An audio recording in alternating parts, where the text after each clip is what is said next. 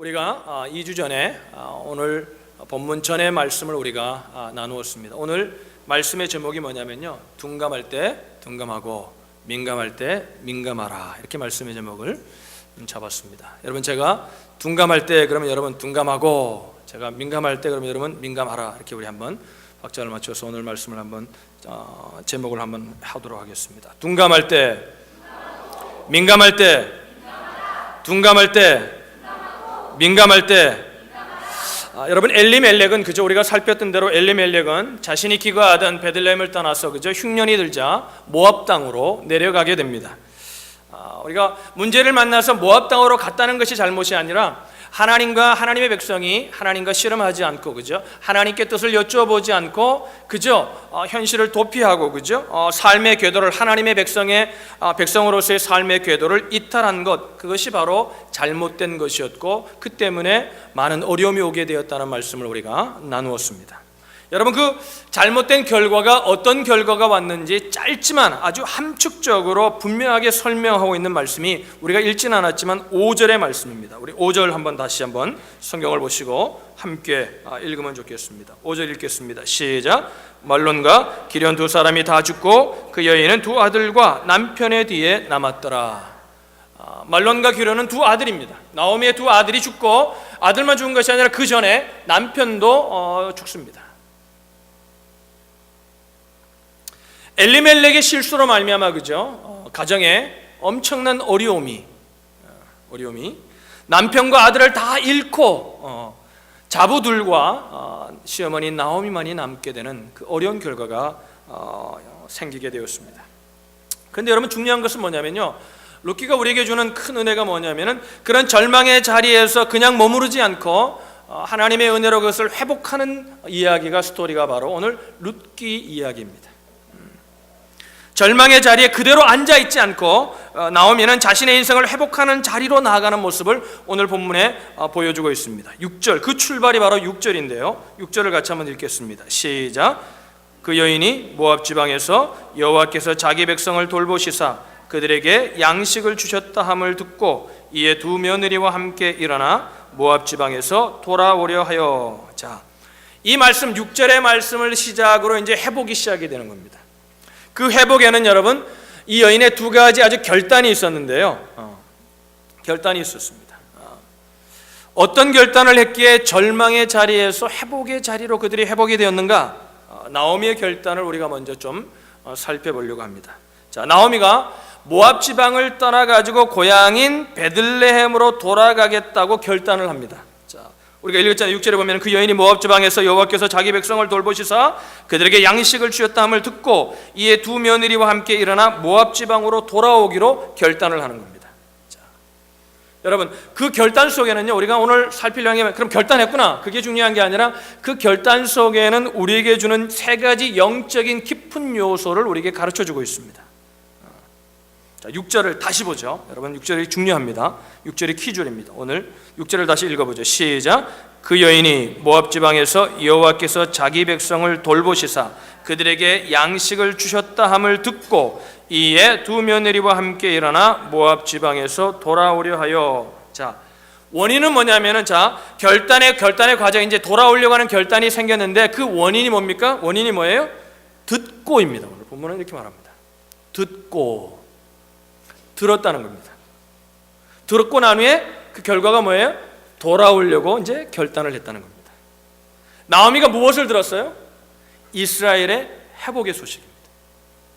이스라엘이 회복되었다는 거예요. 그 땅이 계속 흉년 속에 있는 것이 아니라 회복이 되었다는 겁니다. 근데 여러분, 이걸 잘 보면요, 성경의 다른 스토리를 보면 보통 하나님께서 어떤 사람을 회복시킬 때, 그죠, 직접 나타나셔가지고 이러니까 이렇게 해라, 이렇게 말씀을 하십니다. 근데 오늘 본문에 보면은 나오미에게 하나님이 직접 나타났다는 말씀이 없습니다. 그녀는 직접적인 메시지를 들은 적이 없어요. 소문을 들었던 거예요. 소문을 들은 거예요. 뭐예요? 이스라엘이 그 베들레헴이, 내가 떠난 그 베들레헴 고향이 좋아졌다는 겁니다. 들은 거예요. 여러분, 중요한 게 뭐냐면요, 듣는 게 중요한 게 아니라요, 그걸 듣고 어떻게 해석하느냐가 엄청난 결과를 가져왔다는 겁니다. 인생은요, 그런 의미에서 보면요, 해석이에요. 우리가 어려움을 당해도요, 또 어떤 축복 가운데 있어도요, 그걸 어떻게 해석하느냐에 따라서 우리의 삶이 달라지거든요.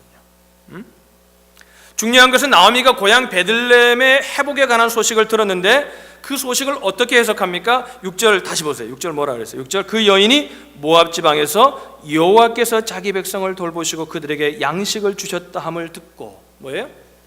어떤 사람이 들려준 소식을 듣고 그는 이렇게 해석합니다. 여호와 하나님께서 이스라엘을 회복시켜 주셨다는 것으로 해석을 했다는 거예요. 지금 흉년에서 지금 뭐예요? 좀 양식이 있는 풍년으로 간 것, 그걸 그냥 본 게 아니라 여호와 하나님께서 그들을 회복시켜 주신 것으로 해석했다는 거죠.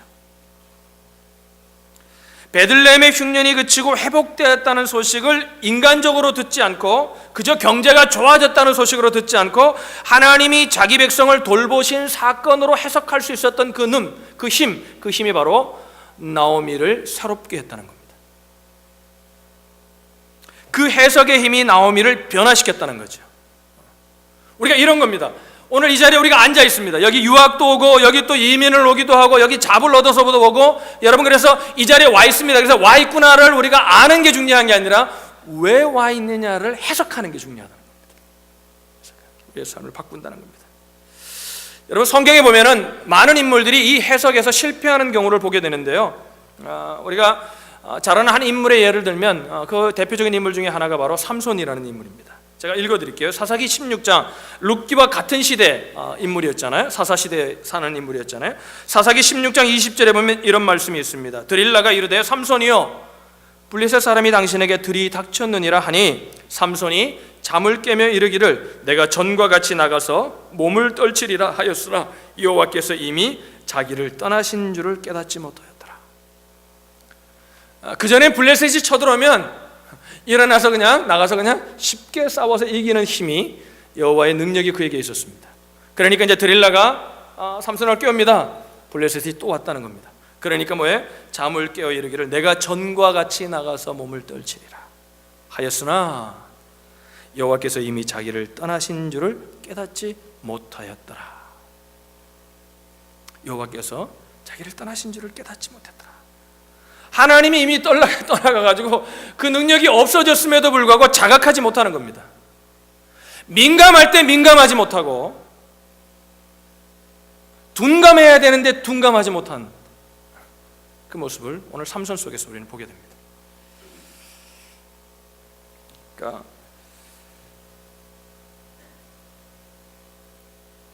둔감해야 될 때 우리가 막 민감해질 때가 너무나 많아요. 여러분 누가 좀 뭐 이렇게 안 좋은 소리 하면요 이렇게 막 민감해지는 겁니다. 그때는 좀 둔감해야 돼요. 기도하라 그런가 보다. 그리고 대수롭지 않게 여겨야 돼요. 할렐루야. 이런 은혜가 있기를 바랍니다. 할렐루야. 근데 여러분 여호와가 지금 떠나갔어요. 하나님의 손길로부터 떠나갔어요. 그런데 여러분 이때 민감해야 되는데 삼손은 민감하지 못했다는 겁니다.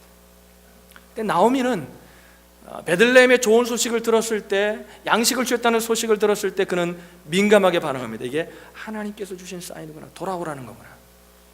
민감했다는 겁니다. 첫 번째, 그러니까 나오미가 회복될 수 있었던 영적인 원인이 뭐냐면은 영적인 민감함을 회복할 수 있기 때문이라는 것입니다. 두 번째 보면은, 자 보세요. 이제 이렇게 영적으로 민감해가지고 하나님께서 회복시켜 주셨구나. 그래서 여러분 우리가 하나님의 임재 속에서 우리가 정말 하나님과의 친밀한 삶을 살게 되고 하나님의 시선을 의식하면서 하나님이 함께 하신다는 것을, 임마누엘의 하나님이라는 것을 우리가 인식하게 되는 순간, 그 하나님을 늘 바라보고 사는 순간에 우리에게 나타나는 현상인데 그것이 뭐냐면 죄에 대한 자각이 일어난다는 것입니다. 우리가 읽지는 않았지만 여러분 13절을 보겠습니다. 룻기 1장 13절에 보시면 이렇게 말해요. 13절 보시면 이제 자부들 보고 돌아가라고, 두 며느리 보고 돌아가라고 하는데 그들이 돌아가지 않겠다고 하니까 이제 그들을 설득하기 위해서 자기의 상태를 이야기합니다. 13절에 보면 너희가 어찌 그들이 자라기를 기다리겠으며 어찌 남편 없이 지나겠다고 결심하겠느냐. 내 딸아 그렇지 아니하니라. 자 보세요. 내 딸들아 그렇지 아니하니라. 여호와의 손이 나를 치셨으므로 나는 너희로 말미암아 더욱 마음이 아프도다 하매. 그는 이렇게 얘기합니다. 그녀는 이렇게 얘기합니다. 지금 하나님께서 나를 치셨다는 겁니다. 보세요. 자 이렇게 얘기할 수 있잖아요. 내가 남편 잘못 만나가지고 내가 정말 남편이 잘못 한번 판단 미스테이크 해가지고 내가 이 고생을 하는구나 이렇게 생각하지 않고 뭐예요? 그것이 뭐냐면 자기의 죄 때문에 자기의 부족함 때문에 일어난 사건이라고 해석을 했다는 겁니다. 우리가 여러분 살다 보면요, 믿음 생활하다 보면 이럴 때가 있어요. 가정생활하고 부부관계도 그렇고요, 부모와 자식도 그렇고요, 또 우리 믿음의 성도들 간에도 그렇고, 우리가 세상에서 만나는 사람들 이웃들과도 그렇고요, 우리가 하나님과의 친밀한 삶을 살지 못할 때 나타나는 현상이 뭐냐면 남을 블레임하기 시작한다는 겁니다. 누구 때문에 나는 행복하지 못하다, 누구 때문에 나는 이렇다. 근데 여러분 이상한 건요, 하나님과의 친밀함이 이루어지고 하나님의 임재 속에서 내가 살아간다는 것을 인식하는 순간, 하나님 앞에 내가 서 있다는 것을 깨닫는 순간 깨닫는 게 뭐냐면 내가 얼마나 연약한 사람인가를 깨닫기 시작한다. 이게 여러분 하나님의 은혜입니다. 할렐루야. 세상은 그러잖아요. 잘하고 모든 것들이 잘하는 것처럼 세상은 우리를 치켜 세우고, 그래서 자기도 자랑해야 되고 피하라고, 이게 은혜라고 하는데 아닙니다. 하나님은 그게 아니라 뭐예요? 하나님 앞에 내 연약함을 발견하는 것, 그것이 은혜의 시작점이라는 겁니다. 할렐루야. 그러니까 여러분 이렇게 생각하세요. 누구 때문이라는 생각이 딱 들면요, 이런 생각을 하세요. 내가 하나님을 인식하지 않고 살고 있구나. 하나님께로 돌아가야 되겠구나. 할렐루야.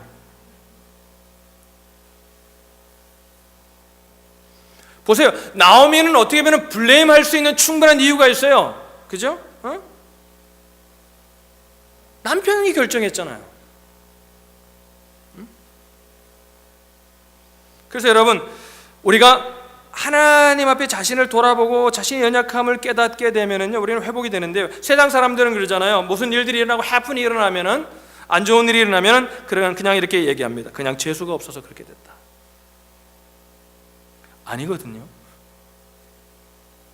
공중에 나는 새도 하나님의 뜻이 없으면 여러분 한 마리도 떨어지지 않습니다. 할렐루야. 할렐루야.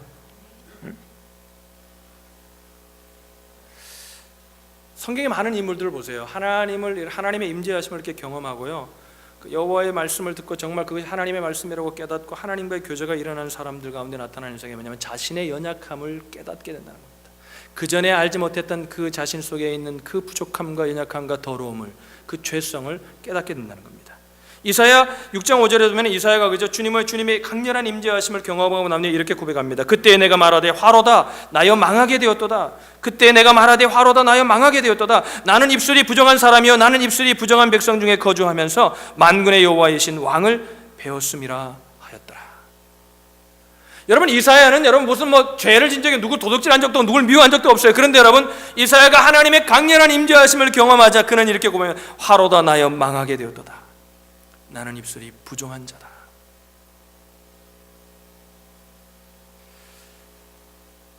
성경이 왜 죄에 관한 얘기를 그렇게 리얼하게 하고 있는 겁니까? 우리가 왜 죄인이라고 성경이 우리에게 직접적으로 얘기합니까? 그 죄인임을 깨닫지 못하면 여러분 하나님께로 돌아갈 수가 없습니다. 우리가 죄인입니다. 구원받았지만 여전히 연약합니다. 할렐루야. 교회 안에 너무 모든 것이 좋다고만 얘기하면 맞습니다. 하나님의 은혜로 모든 것이 합력하여 선을 이루는 것이 사실입니다. 그러나 여러분, 나는 그런 합력하여 선을 이루는 축복을 받을 만한 아무런 자격이 없는 자들이에요. 이걸 깨달아야 합니다.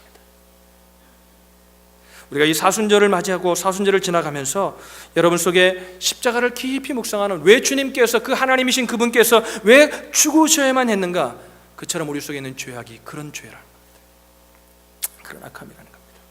나오미의 회복 역시 어디서 일어나냐면 자신의 죄에 대한 자각이 있을 때 시작이 되었다는 것입니다. 세 번째, 나오미가 영적으로 회복할 수 있었던 방법이 무엇이냐면, 세 번째 방법은 그 죄를 자각하고 또 하나님께서 있다는 것을 깨닫고 죄를 자각할 뿐만 아니라, 그리고 난 후에 결단할 뿐만 아니라 그 결단 속에 발빠른 실천이 있었다는 것입니다. 우리가 이건 이제 6절에 보면 그죠? 인과관계가 담겨 있습니다. 듣고 여호와의 소식이라고 그걸 해석하고 듣고 난 후에 돌아오려고 하는 마음의 결단이 뒤따랐습니다. 바로 다음 절에 이렇게 기록합니다. 7절 우리 다 같이 한번 읽어보죠. 읽습니다. 시작. 있던 곳에서 나오고 두 며느리도 그와 함께하여 유다 땅으로 돌아오려고 길을 가다가, 있던 곳에서 뭐 했어요? 나왔다는 겁니다. 결단하고 뭐예요? 실천에 옮겼다는 거죠. 마음의 동기가 일자마자 바로 실천하기 시작한 겁니다. 이게 우리가, 저와 여러분들이 연약한 부분인 것 같아요. 하나님의 말씀을 그렇게 듣고 우리가 큐티하고 함에도 우리의 삶이 변하지 못하는 이유가 뭐냐면 결단하지 않기 때문에, 행동으로 옮기지 않기 때문인 것입니다.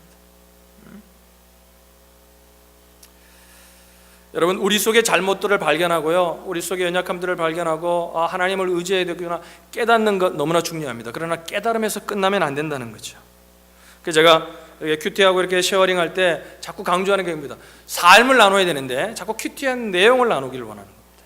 뭐예요? 말씀을 가지고 살았어야죠. 그래 진정한 나눔이 이루어지는 거죠.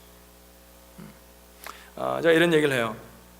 가끔 그런 얘기를 말씀을 드리잖아요. 어떤 분들이 이런 얘기를, 복음을 전하기 위해서 내가 말씀을 많이 알아야 되겠습니다. 내가 말씀을 많이 메모라이즈하고 많이 해야 되겠습니다. 맞아요. 중요한 거예요. 여러분, 그렇게 하는 거는 능력이 나타나지 않습니다. 내가 그 말씀 가지고 씨름하고 살려고 노력할 때 여러분 그 말씀이 복음으로 전해집니다. 할렐루야. 이게 하나님의 말씀의 능력이에요. 살 때 능력이 나타나요. 그래서 결단하는 게 필요하다는 거죠. 자, 여러분 세 가지가 있었습니다. 민감함을 회복했고요, 그리고 난 후에 하나님 앞에서 자기 자신을 돌아보면서 그것이 자신의 죄 때문임을 하나님 앞에 회개했습니다. 죄에 대한 자각이 있었습니다.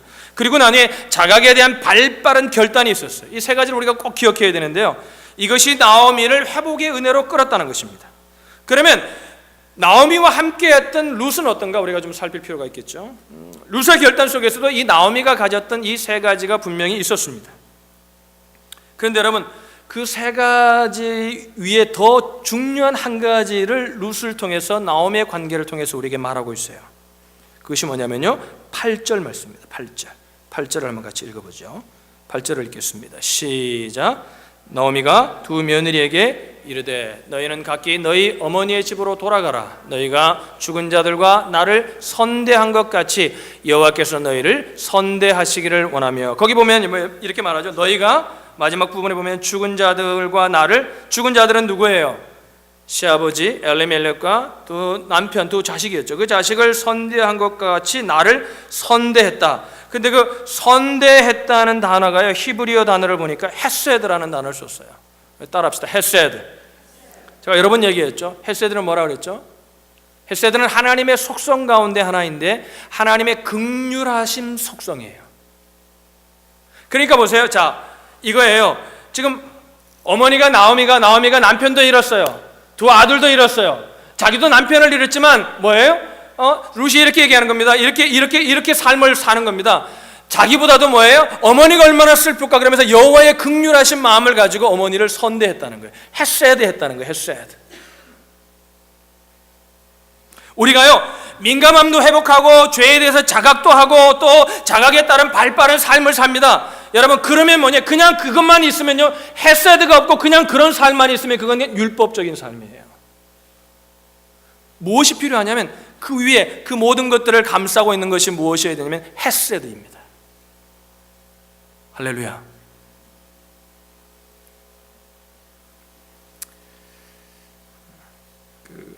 룻이 가지고 있던 마음은 뭐냐면요, 약한 자를 불쌍히 여기는 헤세드의 마음이었어요. 약자에 대한 마음. 이게 왜 그 세 가지보다 더 중요하다고 제가 확실히 있게 말하냐면요, 하나님의 명령이기 때문에 그래요. 우리가 성경을 한 군데 좀 펴서 보겠습니다. 미가서 6장입니다. 미가서 6장 보시죠. 요나서 다음에 있죠. 미가서 6장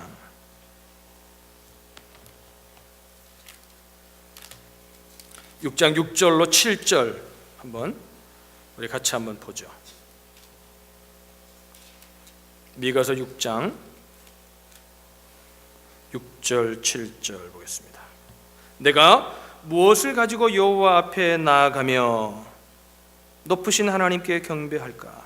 내가 번제물로 일련된 송아지를 가지고 그 앞에 나아갈까? 여호와께서 천천의 수량이나 만만의 강물 같은 기름을 기뻐하실까? 내 허물을 위하여 내 맏아들을 내 영혼의 죄로 말미암아 내 몸의 열매를 드릴까? 종교적인 열심이 굉장하잖아요. 보세요. 하나님 앞에 어떻게 나갈, 그래서 하나님을 어떻게 예배할까, 하나님을 어떻게 기쁘시게 할까, 이 사람의 마음이 얼마나 귀한 마음이에요, 그죠? 그러면서 이렇게 얘기합니다. 1년 된 송아지를 가지고 그 앞에 나갈까? 천천의 수량이나 만만의 강물 같은 기름, 그 동물을 잡아서 하나님 앞에 들고 간 다음에 그 기름을 빼서 하나님 앞에 그렇게 제사를 드리는 것이 옳을까? 지금으로 하면 이런 거죠. 일찍 나와가지고 예배를 준비하고 하나님 앞에 드리는 것도 그냥 정성을 모으고, 그죠? 정말 종교심이 강한 겁니다. 정말 하나님을 향한 정성, 그게 나쁘다는 얘기가 하는 게 아니에요. 그러면서 어떻게 하면 내가 지금 이런 거겠죠. 하나님 앞에 헌신을 하는데 헌금을, 어마어마한 헌금을 하나님 앞에 정말 자기의 살을 떼는 것처럼 하나님 앞에 헌금을 드립니다. 그게 하나님을 기쁘시게 하는 게 아니라는 거예요.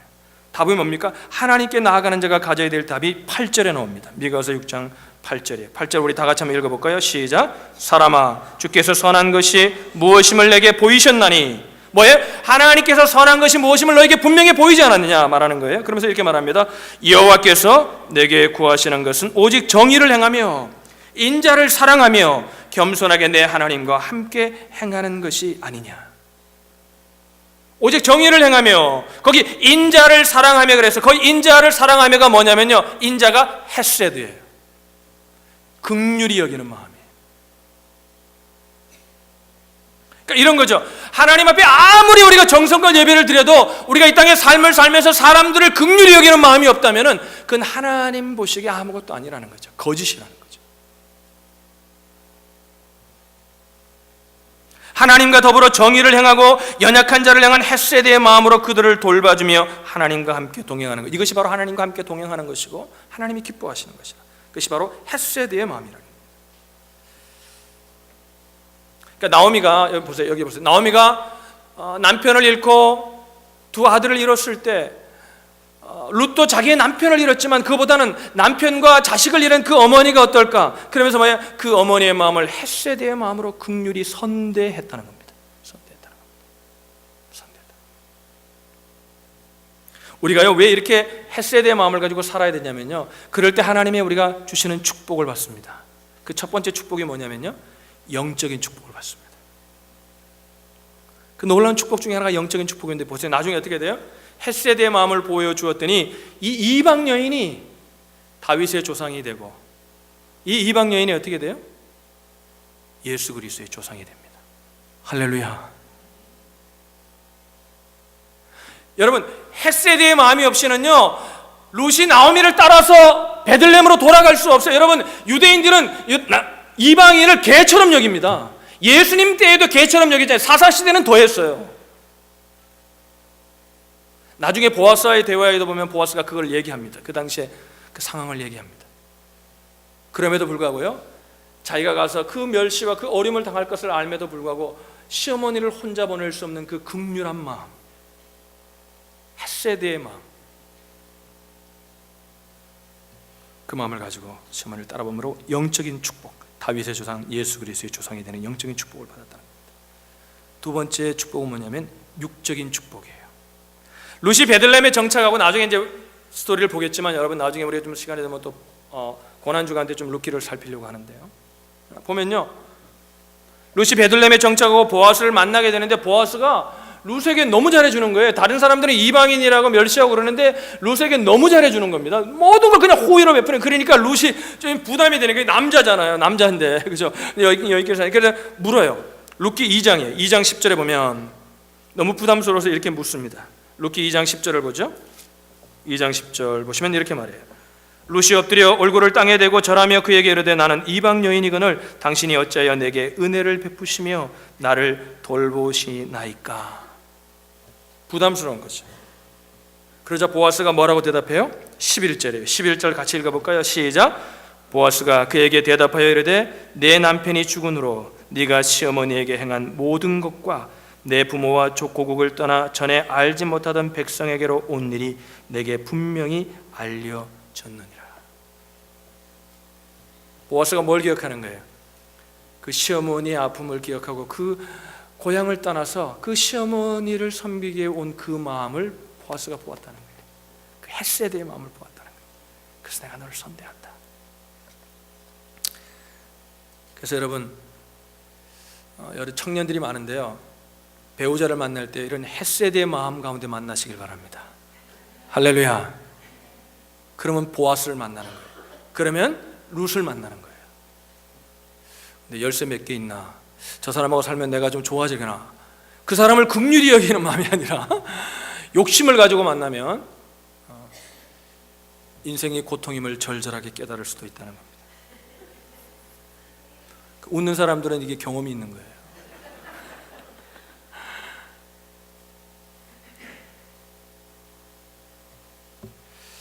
얼마나 감동적이에요. 남편이 죽었어요. 따라갈 이유가 그 당시 율법으로도 따라갈 이유가 없어요. 그럼에도 헤세드의 마음. 그러니까 동서고금을 막론하고요, 미국도 그렇더라고요. 미국 사람들도 그 고부간의 갈등이 너무나 심하잖아요. 여기 며느리들이 되실 분, 또 며느리들이 계시죠? 헤세드의 마음을 가지시길 바랍니다. 할렐루야. 여러분, 연세 드신 분은 약자예요. 젊은 우리가 강자입니다. 헤세드의 마음을 가져요. 그러면요, 나오미와 룻의 관계처럼 고부 관계가 되는 거예요. 우리 자매들만 아멘 하십시다. 아멘.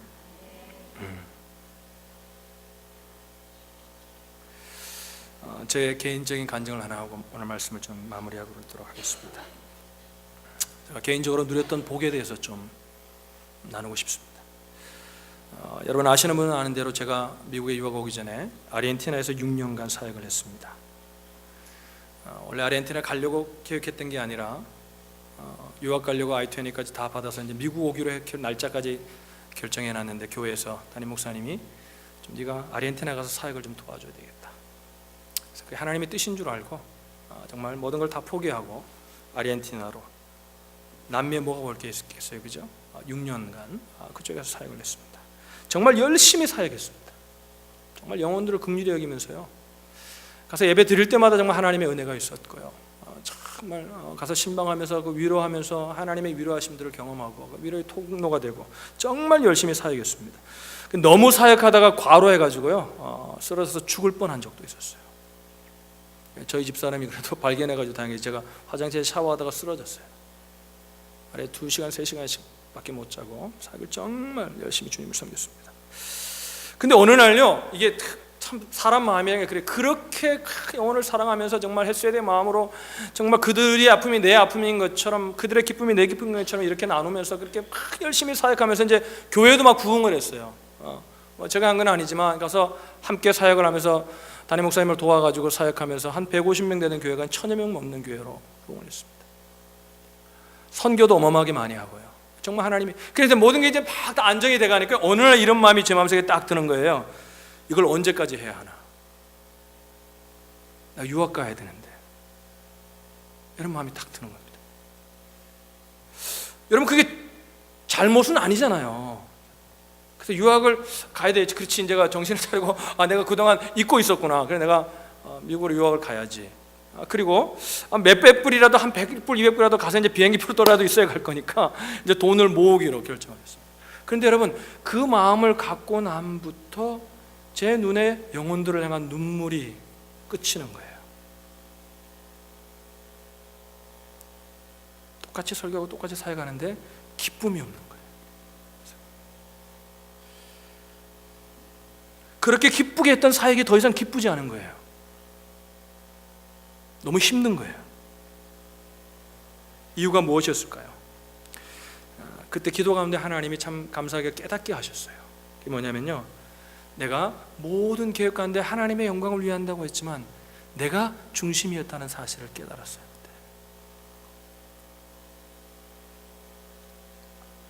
그래서 하나님께 그때 깨닫고 정말 많이 울면서 이렇게 하나님께 소원을 했습니다. 하나님, 보내시면 가고 보내지 않으면 이곳에서 제가 평생 사역하겠습니다. 그리고요, 조금 저축해 놓은 거요, 하나님께 다 드렸어요. 그거 보면 자꾸 생각날 것 같아요. 그래가지고 아예 그냥 다 드려버렸어요. 그리고 나니까요, 하나님이 마음을 회복시켜 주시는 거예요. 할렐루야. 헷세대의 마음이 회복이 되는 거예요. 영혼들을 불쌍히 여기는 마음. 그래서 정말 열심히 살기 위해서 잊어버리고요. 근데 6년쯤 되는데 그때가 이제 11월이에요. 11월쯤 됐는데 1999년 11월이었던 것 같아요. 유학 갈 생각 잊어버렸어요. 근데 하나님이 근데 어느 날 기도하는데 큐티하고 이제 기도를 하는데 하나님이 이러는 거예요. 이제 가도 될 것 같다는 마음을 주세요.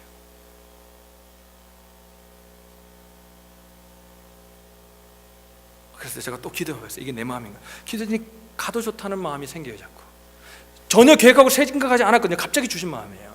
그래서 제가 딱 보니까요, 가려면 이제 비행기표를 끊어야 되잖아요. 돈이 없어요.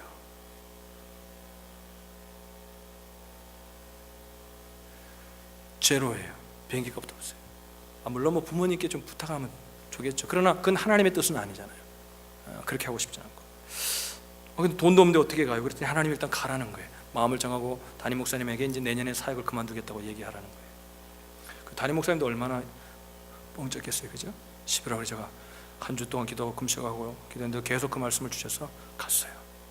목사님, 제가 이제 내년부터는 올 12월까지만 사역을 그만두겠습니다. 그러니까 목사님 화가 나셔가지고 그 다음 주일부터 막 설교 시간에 김 목사 막 일어나라 그러고 막 구박을 하는 겁니다. 그 구박을 하니까 이제 간다 그러니까 성도님들이 목사님 눈치 보느라고요, 저를 그렇게 사랑했던 성도님들이 옆에 오지를 못해요. 겁이 나가지고. 목사님도 대단한 성격이시거든요. 참 훌륭하신 분인데 막 뭐라 그런 겁니다. 근데 여러분, 그리고 엎드려서 가려고 이제 준비를 하는데 여러분, 하나님이요 어떻게 채워주신지 알아요, 여러분? 어느 권사님 10불, 5불, 어떤 분은 50불, 큰 게 아마 100불, 한 200불 정도 됐던 것 같아요. 성도님들이요 5불, 10불로 목사님 몰래 집에 찾아와가지고, 교회에서는 만나면 못 주니까 목사님 옆에를 못 오니까 사모님하고 다 보니까 와가지고 그렇게 주신 돈으로 여러분, 제가 와서 2년 동안 공부에 전념할 수 있도록 하나님이 채워주셨습니다. 헷세대의 사랑으로 살면요, 하나님이 헷세대의 사랑으로 갚아주세요. 할렐루야.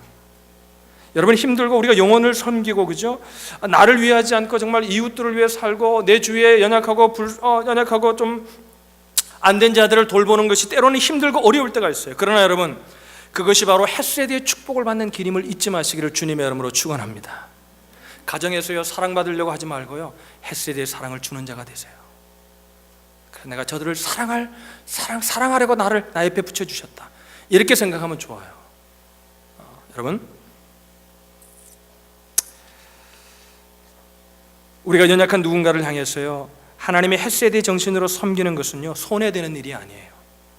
하나님은 영육간에 부어주시는 축복으로 우리에게 대갚아 주십니다. 여러분, 정말 이 사순절 기간 동안 새로운 영적인 변화와 부흥을 꿈꾸세요? 다시 복음으로 돌아가고자 하는 그런 마음을 회복하기를 원하세요? 그렇다면 여러분, 나오미가 가졌던 3가지 영적인 요소를 회복해야 합니다.